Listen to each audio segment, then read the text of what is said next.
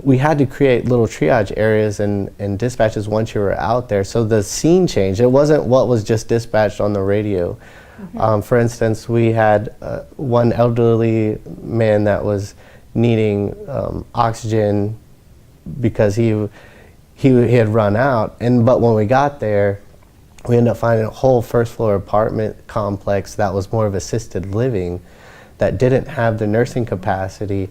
And so it ended up changing into just a single rescue to 10 to 12 elderly population that weren't able to stand and ambulate out of their wheelchairs or what they were doing. So they're sitting in 3 to 4 foot of water, not knowing how they were going to get out, but they didn't have a way to call either. So we didn't even know that existed until we had got there with the first call, thinking it was just someone who needed oxygen, when we end up rescuing or putting on boats and coordinating with dive teams and private ambulances to get those out.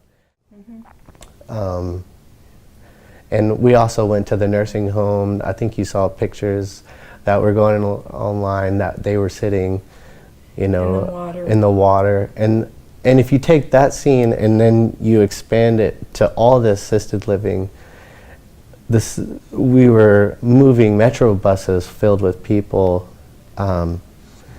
because they don't have the same nursing care. They do have somebody that's coming to check on them, or they do have but they don't have the personal nurse that's there to help them.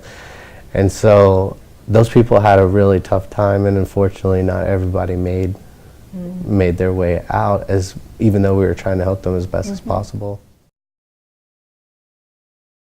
So you had all kinds of the community coming out and helping and directing you to where people needed it the most. And the good thing about seeing the community is they usually know their neighbors, and so they know who needs the most help a lot of the times. And they gave us the most resources, the most information directing us to that than a lot of the dispatch information.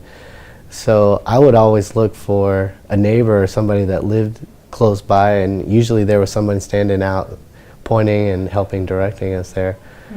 So usually a lot of the times the information is correct on day-to-day operations to where the community is there, and you get a lot of information. But when you do a hurricane or a big event like this, they're invaluable. And as much as I could include them, I would, as safe as possible. But without them, we wouldn't be able to make the rescues we did or help.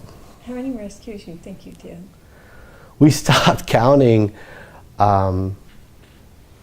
because we had to use dump trucks to offload so many people they wouldn't fit on the boats, or a lot of times. So you have multiple boats, hundreds and hundreds, and there was no way to keep count. There's so many people,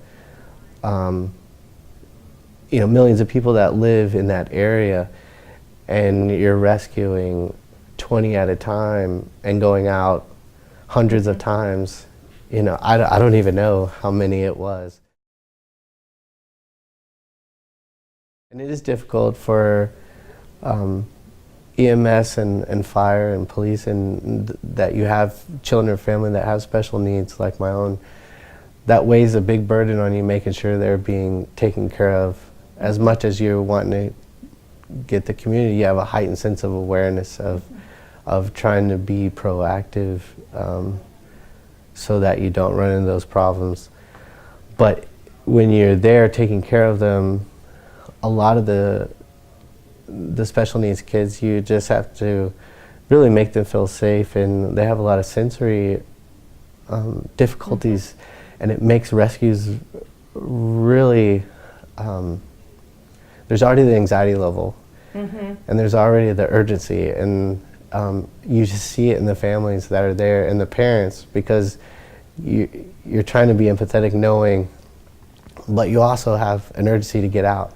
And so you're trying to be as careful as possible with the special needs population and make them feel the most comfortable. But that does remind me, several of the kids that we rescued One had extreme autism and did not want to be in the back of a dump truck. And we ended up maneuvering a different way to get them into helping one of those dive team members in a boat, and he liked the boats. And so he went all the way to safety, and we ended up pulling it all the way to the end of the water just so he could get out onto a safe place. But he wouldn't move into the high water rescue vehicles. But the guys really went the extra mile and just tried to keep him calm and stable so we could help get him out of the water. But it didn't seem like a big deal, and I wouldn't say it's a life or death rescue, but to the family it just makes all the difference in a high stress environment for them. And so those are the little things you can do in the midst of trying to make a bad situation better, I guess.